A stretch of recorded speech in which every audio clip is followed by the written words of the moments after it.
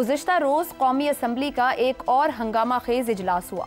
Opposition leader Umar Ayub ने तकरीर करते हुए कहा कि तमाम इदारे अपनी हुदूद में रहें, जो भी आइन को मुअत्तल या ख़त्म करे वो संगीन गद्दारी का मुर्तकिब होता है। 9 मई एक बहाना इमरान खान निशाना थे, ये एक प्री प्लान मंसूबा था, इस पर इंक्वायरी कमीशन बनना चाहिए। DGISPR की प्रेस कॉन्फ्रेंस सियासी थी। इस तकरीर को मुकम्मल तौर पर मुस्तरद करते हैं। फौज, नेवी और एयरफोर्स के अफसरान जो हल्फ लेते हैं वो ऐवान को ये हल्फ सुनाना चाहते हैं। उमर अयूब ने यह मुतालबा भी किया कि army public school inquiry report, Hamoodur Rahman commission report, Abbottabad commission report और दूसरे कमीशन की रिपोर्ट्स को भी सामने लाना चाहिए। उमर अयूब के खिताब का जवाब देते हुए वजीर दिफा ख्वाजा आसिफ ने कहा, हल्फ की बात की गई तो सबसे पहले इसकी खिलाफ वर्जी अयूब खान ने की। जमहूरी हुकूमत का खात्मा किया। अयूब खान ने ही पहला मार्शल लॉ लगाया, जिसके बायस आज तक मुल्क संभल नहीं सका। इसलिए अयूब खान पर आर्टिकल 6 लगाया जाए, उनकी लाश को कब्र से निकालकर फांसी पर चढ़ाएं। 1958 से लेकर 2022 तक तमाम मामलात पर आर्टिकल 6 लगना चाहिए। उमर अयूब ने आज असेंबली में कहा कि ख्वाजा आसिफ ने उनके दादा का नाम लेकर गैर पार्लिमानी अल्फाज इस्तेमाल किए। कौमी असेंबली में अवाम के मुंतखब नुमाइंदों की सोच को उनके हल्के की अवाम की अक्सरियत की सोच तसव्वुर किया जाता है। यही वजह है कि फंक्शनल जमहूरियत में पार्लियामेंट का तकद्दुस होता है। अब अगर इसी तनाजुर में इन दोनों अरकान की तकरीरों का जायजा लिया जाए तो क्या इनके मुतालबात दुरुस्त हैं? आईनी एतबार से कोई भी फर्द अपने दादा की सियासत के लिए जवाबदेह नहीं, सिर्फ अपनी सियासत के लिए जवाबदेह होता है। क्या उमर अयूब खुद भी एक फौजी हुक्मरान की बनाई हुई हुकूमत में वजीर मुमलिकत नहीं रहे? क्या 2018 के इंतखाबात को इस तरह शफाफ करार दिया जा सकता है जिस तरह की शफाफियत का मुतालबा आइन इससे करता है? इसी तरह क्या ख्वाजा आसिफ को उमर अयूब के दादा पर तनकीद का हक है? अगर है तो ख्वाजा आसिफ को भी अपने वालिद की सियासत के साथ अपने कई सियासी फैसलों का जवाब भी देना पड़ सकता है। इस वक्त मुल्क जिस तरह की सियासी और माशी सूरत हाल से गुजर रहा है, क्या ऐसे में कौमी असेंबली में बैठकर अवाम के मसाइल के हल के लिए ठोस मुकालमा होना चाहिए या फिर इस तरह की लायानी गुफ्तगू? इसी पर पैनल के सामने सवाल रखेंगे, लेकिन ये बता दें कि चेयरमैन PTI जो बैरिस्टर गौहर हैं, उन्होंने भी इस पर जवाब दिया और उनका कहना है कि हम सबको उमर अयूब के ख़ानदान पर फ़ख्र है। ख्वाजा आसिफ के बयान पर अफसोस के साथ स्पीकर से मुतालबा किया कि उन्हें इस सेशन के लिए ख्वाजा आसिफ को असेंबली से मुअत्तल किया जाए। पैनल में हमारे साथ हैं हसन निसार, अबसार आलम, शहजाद चौधरी और इफ्तिखार अहमद। प्रोग्राम का पहला सवाल आप सभी के लिए। तमाम इदारे अपनी हुदूद में रहें, आइन को मुअत्तल या ख़त्म करना संगीन गद्दारी। उमर अयूब खान पर आर्टिकल 6 लगाएं, लाश को कब्र से निकाल कर फांसी पर चढ़ाएं ख्वाजा आसिफ। किसका मौक़िफ़ कितना काबिल अमल? एक जानिब आइन की अमलदारी की बात हो रही है कि वो ज़रूरी है और दूसरी जानिब गद्दारी पर सज़ा। हसन निसार साहब, कौन सी बात कितनी काबिल अमल है हमारे यहाँ?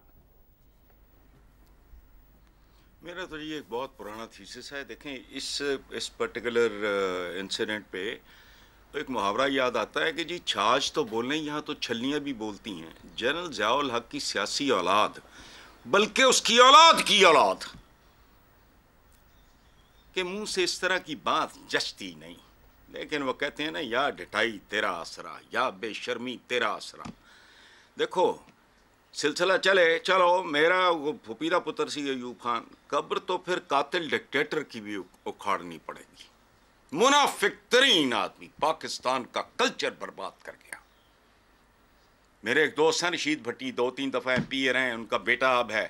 तमाम तरौर्स के बावजूद उन्होंने कहा, खुदा की कसम, ज़ियाउल हक से पहले किसी को कहते थे कुरान उठा, उसका रंग पीला पड़ जाता था। ज़ियाउल हक के बाद जबरदस्ती नमाजें पढ़ा रहा, फलाना ढोंग था बहुत बड़ा। खैर, दूसरी बात यह है कि जब अयूब खान ने टेक ओवर किया तो नाम नेहाद सियासी अमल में बड़े बड़े पगड़ों, बड़े बड़े गाटों और तोंदों के अलावा था क्या? या जाके उसकी कुदरतुल्लाह शाह की किताब पढ़ो।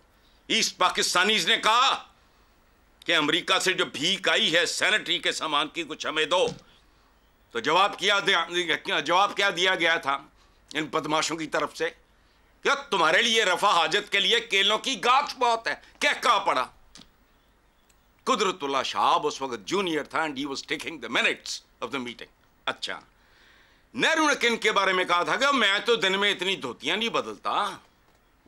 अच्छा देखो, बात सुनो, ये ठीक है फौज का ये वो एक एकेडमिक सी बात है, चिंची के ड्राइवर को भी पता है, लेकिन हालात होते हैं, कंडीशन। अयूब खान वकार और इस्तेहकाम की अलामत था।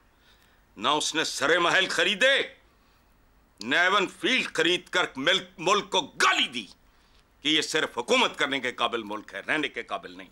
देखो बात सुनो, मेरा ईमान और विजदान, और 35 साल हो गए अब, मजमूए हैं ढेरों।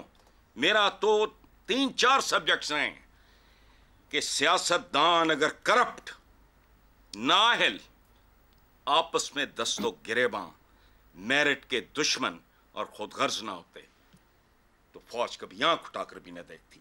और बात सुनो, 76 साल बाद आज का पाकिस्तान देख के भी मामलात की समझ नहीं आ रही।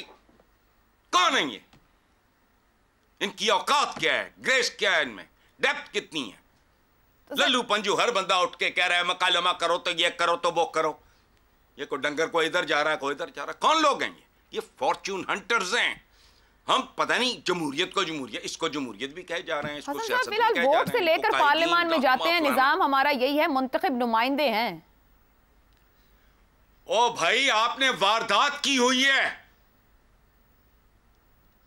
ये गहरी वारदात है। ये गदागरी की तरह इसको समझने के लिए ये बहुत पेचीदा वारदात है। हसन साहब, फिर मौका तो सबको मिला पार्लियामान में जाने का, निजाम को एफिशिएंट कर लेते हैं ना हसन साहब, जिम्मेदारी अगर बाहर है। हाँ। जिस बंदे, और बात सुने, तकरीर नहीं सुनो, जिसके सर के ऊपर छत अपनी नहीं, पांव के नीचे जमीन अपनी नहीं, उसकी राय कैसे अपनी हो सकती है? You have to be really independent. ये सारा जहालत का, ठीक है, और बेशुमार फैक्टर्स हैं। मुलायत है, वो क्या था, वो पता नहीं क्या, तो राय की भी इजाजत नहीं दे, लेकिन ठीक हो गया जी, ठीक है, चलो छोड़ो, चलो छोड़ो आगे, ठीक है। अब सर साहब, दोनों का पॉइंट ऑफ व्यू है, फ्लोर ऑफ द हाउस बात कर रहे हैं, पार्लियामेंटेरियंस हैं, रिस्पेक्टेबल हैं, एक सियासी जमहूरी तरीके से अगर जा रहे हैं तो एक इख्तियार भी रखते हैं, वहां पर बैठ के उनको कानून साजी जो बातें कर रहे हैं कितनी काबिल अमल है, और दोनों का एक एक माजी भी है। क्या फॉर द सेक ऑफ के बस बोलना है, कुछ भी खड़े होकर बोल दिया जाए, या वाकई जो कह रहे हैं उसका मतलब भी समझते हैं? माजी हर एक का होता है, सबका। हम इस स्क्रीन पे जितने बैठे हैं सबका भी एक एक माजी है, उन दोनों का भी एक माजी है।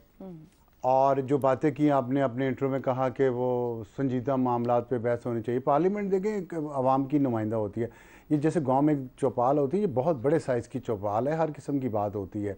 ये कोई अगर आप समझें कि यहाँ पे हर वक्त सुकरात और अरस्तु बैठे हुए होंगे और वो बड़े इल्मी मामलात पे डिस्कशन कर रहे होंगे, ऐसा नहीं होता। पार्लियामेंट में ऐसा नहीं होता, दुनिया की किसी भी पार्लियामेंट में नहीं ऐसा होता।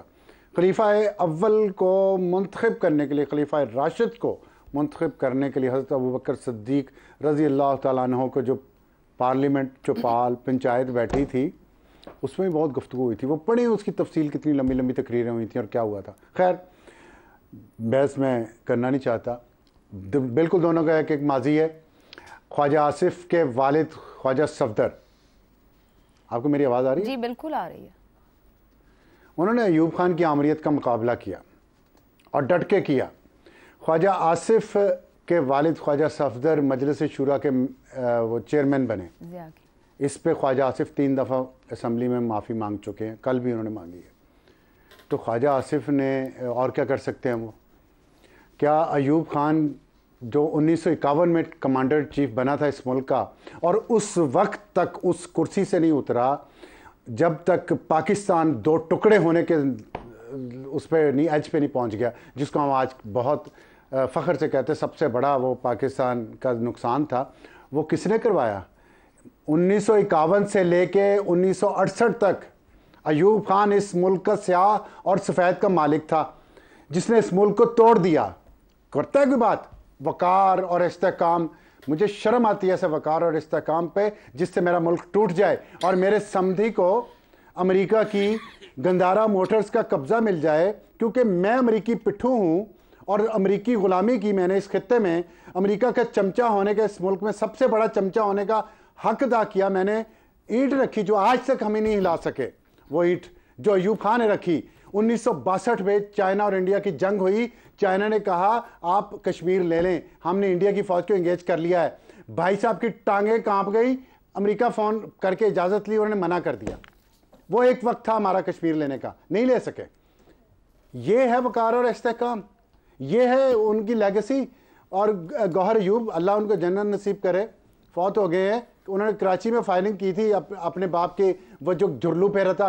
फातिमा जिन्ना बानी पाकिस्तान की बहन को गद्दार करार दिया अयूब खान ने। लाश मिली कुछ अरसे बाद उनकी, फातिमा जिन्ना की।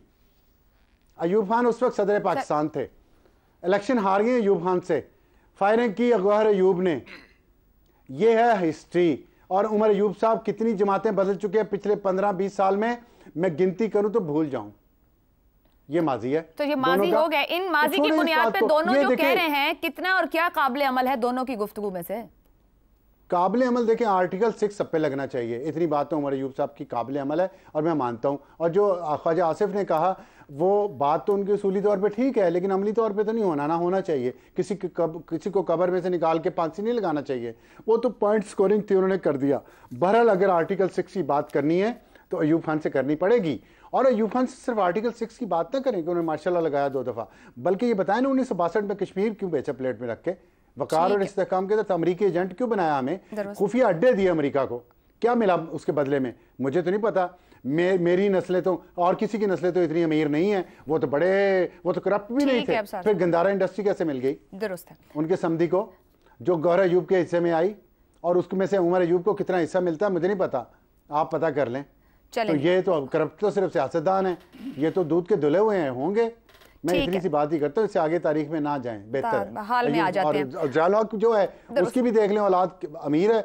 हमायूं अख्तर अब्दुर्रहमान का बेटा है, वो उसके पास पाकिस्तान की पूरी जो कोला इंडस्ट्री है। ठीक है सर, यहाँ तो फिर पार्लियामान का इस्तेहकाक है ना, आप इख्तियार अपने को इस्तेमाल करें। दुरुस्त हो गया। इस्तेहकाक पे आपको कोई मसला नहीं होता, मुझे पता है आपको किन के इस्तेहकाक पे मसला है। कानून साज हैं, वो बनाए कानून, जो डिक्लेयर करना चाहें, जिससे सवाल जवाब करना चाहें कर सकते हैं। शहजाद साहब नहीं कर सकते ना, कुछ जगहों पे सवाल जवाब नहीं होते, पर चलते हैं कानून के भी और हमारे भी। शहजाद साहब ठीक है, हमने सियासतदान को गाली निकालनी है। सिर्फ गाली की बात नहीं है, अवामी नुमाइंदे से सवाल करती है, वो इंतजामी तौर पे लोगों को नहीं लगाती है, सियासतदान फैसला लेता है, किसी को भी लगाना है। 1951 से 1968 तक कौन सा सियासतदान था बता दें सर? सियासतदान मुल्क में मशरकी पाकिस्तान, मगरबी पाकिस्तान कौन था? थे आप जिनका जिक्र कर रहे हैं, उनके राइट और लेफ्ट पे सियासतदान ही थे। आगे बढ़ेंगे शहजाद साहब, असल पे ना आए, राइट लेफ्ट पे रहे, असल पे ना आए। सर राइट लेफ्ट जब अपनी जगह छोड़ते हैं तो कोई वो जगह लेता है और भरता है। नहीं, राइट और लेफ्ट को छोड़े ना, जो आइन में लिखा है उसके हिसाब से चल लेना, अगर आइन मौजूद। चलें शहजाद साहब। Buck stops at the boss's table, full stop. और बॉस इस मुल्क में प्राइम मिनिस्टर होता है, बनाए कानून अमल दरामद करवाए। जी बिल्कुल, हमारे पास सुपर बॉस कौन होता है? सर मुझे तो कॉन्स्टिट्यूशन का पता। चले हम 1 to 1 बहस में नहीं जाते हैं।